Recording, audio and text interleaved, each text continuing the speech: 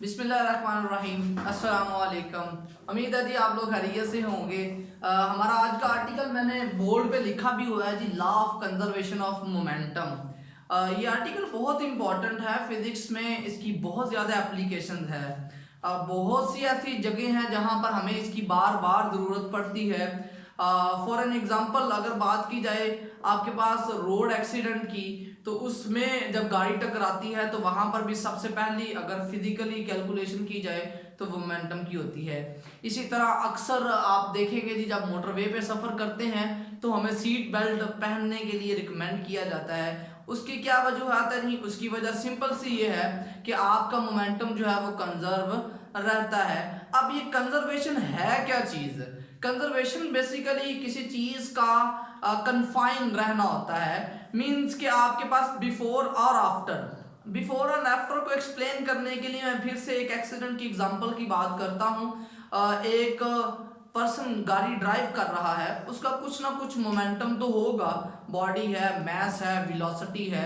तो उसका जो मोमेंटम है, जब वो खुदा न खास्ता कहीं टकरा जाता है और उसने सीट बेल्ट नहीं पहना हुआ, तो क्या होगा? उसका जो इनिशियल मोमेंटम है वो सारा का सारा फाइनल मोमेंटम में कन्वर्ट होगा। This is conservation.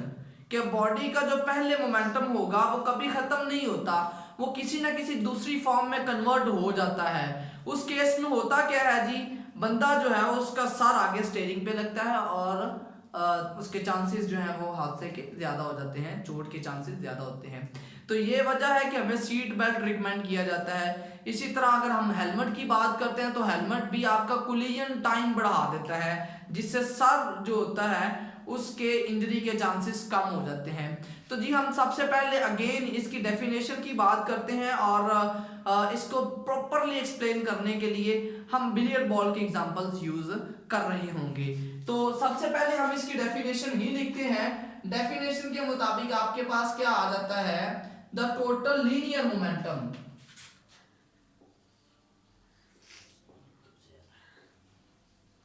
Total linear momentum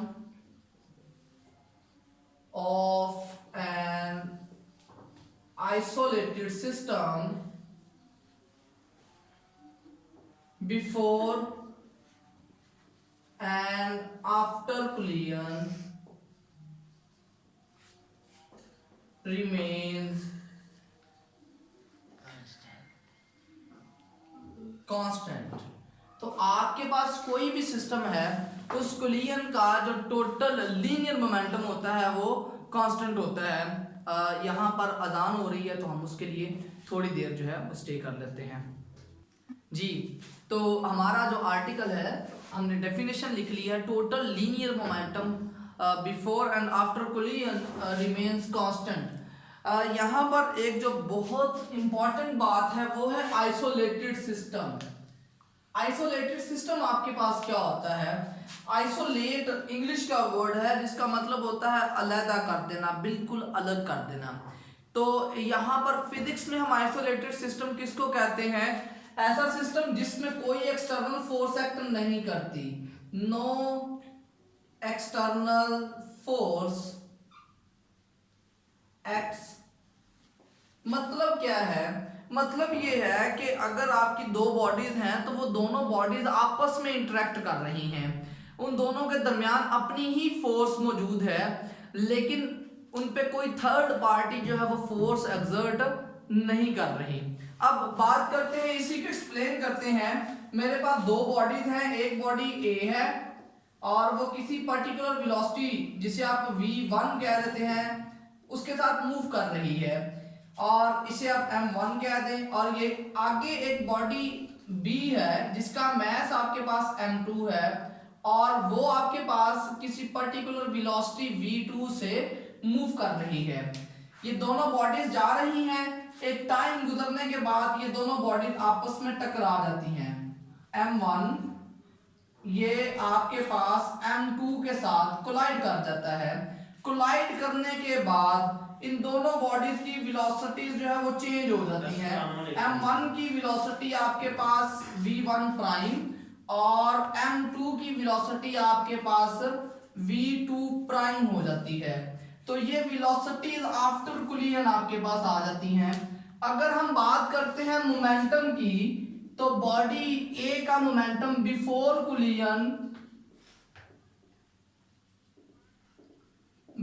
collision आपके पास बॉडी ए का मोमेंटम आ जाता है m1v1 और बॉडी बी का मोमेंटम आ जाएगा m2v2।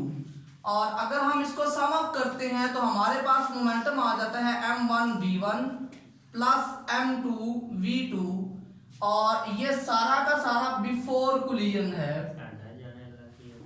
और अगर हम बात करते हैं जी आफ्टर कोलिजन क्या होगा, बॉडी ए का m1v1 प्राइम और बॉडी बी का आ जाएगा m2v2 प्राइम।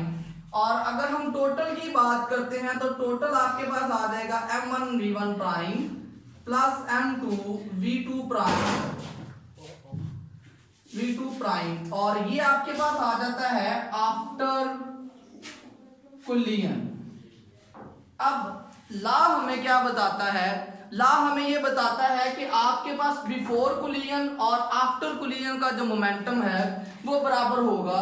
तो m1v1 will be equal to the plus m2v2 is equal to the m1v1 prime plus m2v2 prime.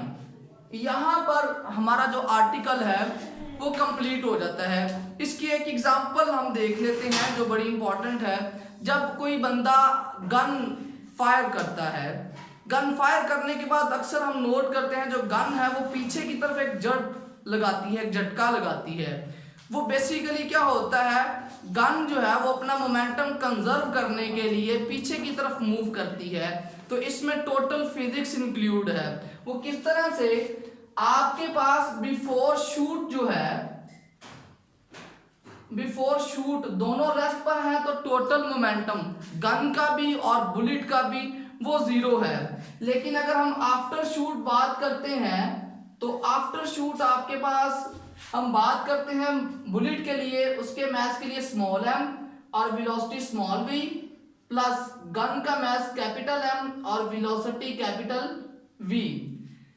अगर आप प्रिंसिपल यूज करते हैं तो आपके पास क्या होगा जी, 0 will be equal to the small m small v plus capital M capital V। यहां से ये जो V है कैपिटल V, ये रिकॉइलिंग वेलोसिटी है। आपकी गन जो पीछे की तरफ मूव करती है, एक झटका लगाती है, ये उसकी वेलोसिटी है। और अगर इसकी वैल्यू सेपरेट करते हैं तो V will be equal to the negative M over capital M into V। इसको गन की रिकॉइलिंग वेलोसिटी भी कहते हैं। एक तो एग्जांपल आ जाती है ये। सेकंड एग्जांपल हमारे पास होती है रॉकेट प्रोपल्शंस की। जितने भी रॉकेट्स आपके पास हैं वो मूव करने के लिए कंजर्वेशन प्रिंसिपल को यूज करते हैं। उनमें जितनी भी गैसेस होती हैं वो बैक डायरेक्शन में एक्सपेल की जाती हैं।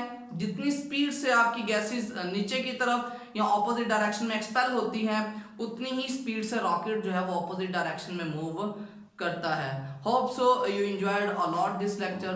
Thank you very much. Allah Hafiz.